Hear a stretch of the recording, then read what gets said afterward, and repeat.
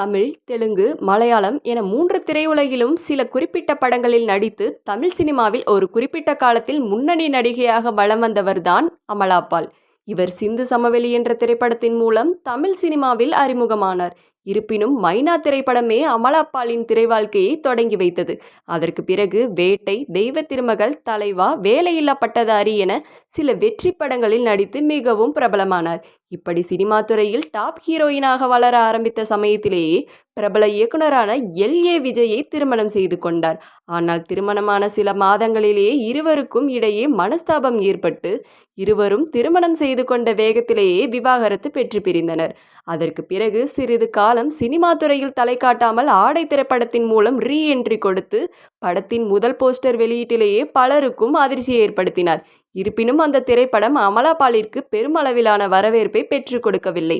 அதற்கு பிறகு கடாவர், வேலையில்லா பட்டதாரி 2, திருட்டு பயலே 2 என சில படங்களில் நடித்தார். மேலும் சமீபத்தில் அமலா பாலின் நடிப்பில் வெளியான ஆடு ஜீவிதம் திரைப்படம் அவரது நடிப்பிற்கு ஒரு நல்ல வரவேற்பை பெற்றுக் கொடுத்தது. சமயத்தில் விவாகரத்து பெற்ற பிறகு 5 ஆண்டுகள் கழித்து தனது நீண்ட நாள் நண்பரும் காதலருமான ஜெகத் தேசாய் என்பவரை திருமணம் செய்து கொண்டார். திருமணமாகி சில மாதங்களிலேயே கர்ப்பமாக இருப்பதாக அறிவித்த அமலா பால் தனது கர்ப்ப காலங்களில் பல போட்டோஸ் மற்றும் வீடியோக்களை பதிவிட்டு சமூக வலைதளங்களில் படு ஆக்டிவாக இருந்து வந்தார்.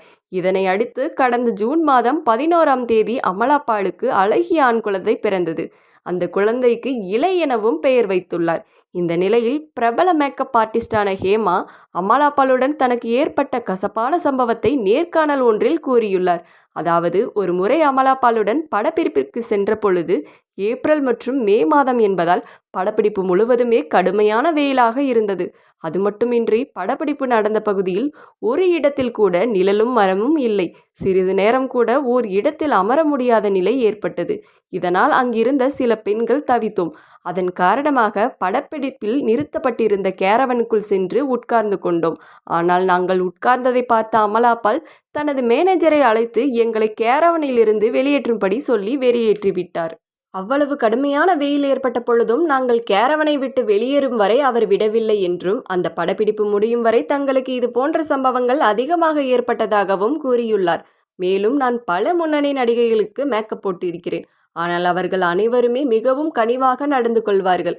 அதிலும் குறிப்பாக நடிகை தபு எங்களை போன்ற மேக்கப் ஆர்டிஸ்டுகளுக்கென்று தனியாக ஒரு கேரவனை புக் செய்து எங்களை நன்றாக பார்த்து கொண்டார். ஆனால் அமலா பாலுக்கு மனிதாபிமானமே இல்லை. சினிமாவில் ஒரு நடிகர், நடிகை என்றால் அவர்களை அழகாக காட்டுவதற்கு மேக்கப் ஆர்டிஸ்டுகள் தான் முக்கியம் பணியாற்றுகிறார்கள். ஆனால் சில இடங்களில் அவர்களுக்கு இது போன்ற நிகழ்வுகளும் ஏற்படுகிறது. மேலும் உரிய மரியாதையும் அங்கீகாரமும் கிடைக்கப்படுவதில்லை. குறிப்பாக தமிழ் திரையுலகில் இது போன்ற அவமதிப்புகள் நடப்பதாக பிரபல மேக்கப் ஆர்டிஸ்ட் ஹேமா கூறியுள்ளார்.